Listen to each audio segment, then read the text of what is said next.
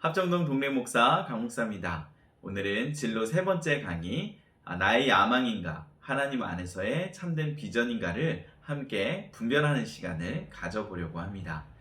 예전에 한 10년, 20년 전만 해도 비전에 대한 특강들이 굉장히 많았고 청년들마다 서로에게 너의 비전은 무엇이니? 라며 서로 기도해주고 격려해주는 분위기가 있었습니다.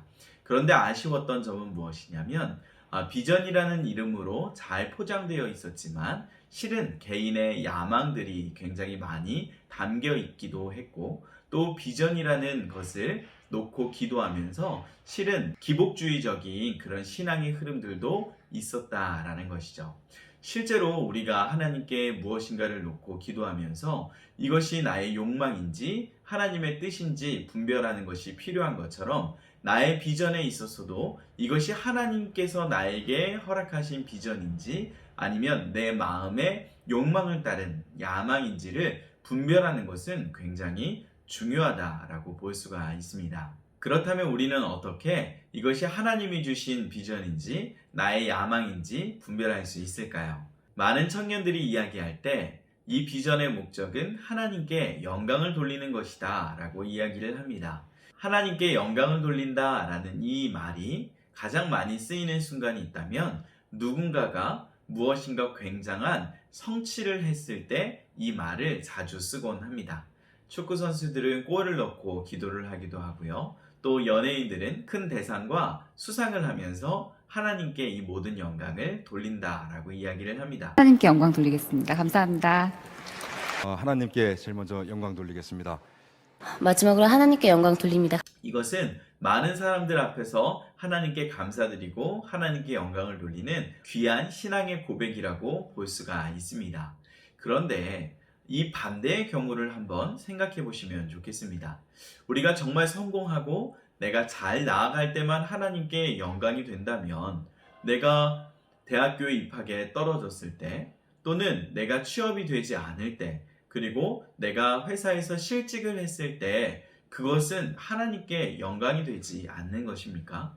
그리고 그 사람에겐 하나님께서 은혜를 베푸시지 않은 것입니까? 많은 그리스도인들이 이 부분에 있어서 실족하는 경우들이 참 많습니다. 그러나 하나님의 일반 은총 안에서 믿는 사람이나 믿지 않는 사람이나 동일하게 베푸시는 은혜가 있습니다. 하나님께서 비그리스도인이라고 해서 해와 비와 공기를 안 주시는 것이 아닌 것처럼 하나님께서는 비그리스도인이라도 열심히 뿌린 것에 대한 대가를 거두게 하시는 은혜로운 분이십니다. 그러므로 우리가 무엇인가를 얻고 성취할 수 있고 그것을 하나님께 감사드릴 수 있지만 그것 자체가 하나님께 영광이 된다라고 보기에는 조금 무리가 있을 수 있습니다.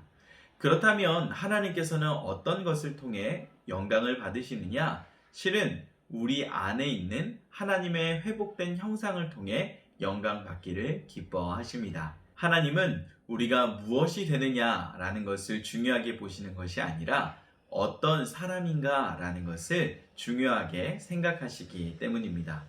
우리는 높은 자리에 올라 하나님께 영광 돌리길 원하지만 실은 하나님은 우리가 어떠한 사람인가를 통해서 영광을 받으십니다. 예를 들어 보겠습니다.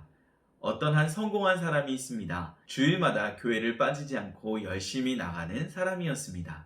그런데 이 사람이 그 성공의 자리에 이르기까지 수많은 사람들에게 비성경적인 방법들, 협박 또는 위협, 여러 가지 수단과 방법을 가리지 않는 악한 방법들을 통해서 싸우고 짓밟으며 그 성공의 자리까지 나아갔습니다. 그리고 많은 물질과 명예와 인기를 얻은 뒤에 하나님께 영광 돌립니다 라고 했을 때 그 영광이 하나님께 돌려지는 것이 아닙니다. 오히려 그 사람의 성공을 바라본 수많은 다른 사람들은 하나님을 욕하게 될 것입니다. 그러나 예를 들어 자그만 가게에서 물건을 파는 한 그리스도인이 정량과 정직으로 그 물건을 만들고 그 제품을 잘 판매하고 친절함 속에 그 손님을 맞는다면 그 가게에 오는 모든 손님들은 그 사장님의 모습 속에 회복된 하나님의 형상을 보며 굉장히 기뻐하고 또 하나님께 영광을 돌릴 것입니다.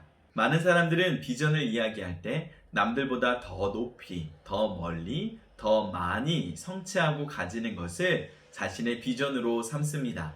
그러나 실은 그것은 하나님께서 주신 비전이라기보다는 나 자신이 높아지고 싶은 욕심이나 야망의 가능성도 있습니다. 내가 계획하며 꿈꾸는 비전이 야망이 되지 않으려면 내가 꿈꾸는 이 비전의 끝을 바라보시면 됩니다.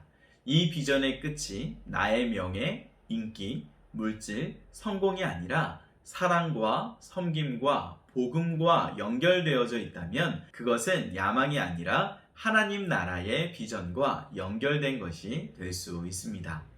이 땅에서 우리가 잠시 얻고 사라지는 그런 것들을 우리의 비전으로 삼으면 곧 그 비전은 사라질 비전이 되어버리고 맙니다.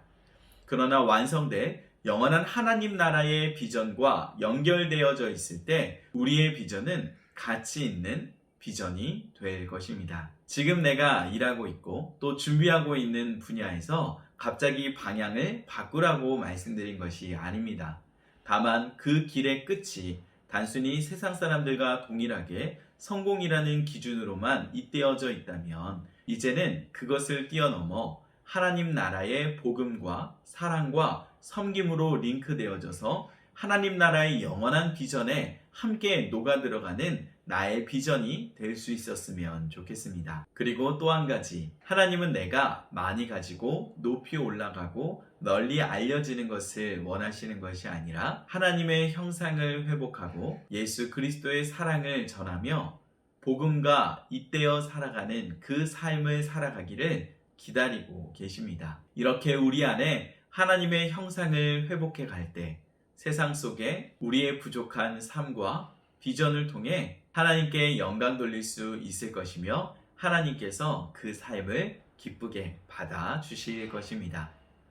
이번 주에도 숙제가 있습니다.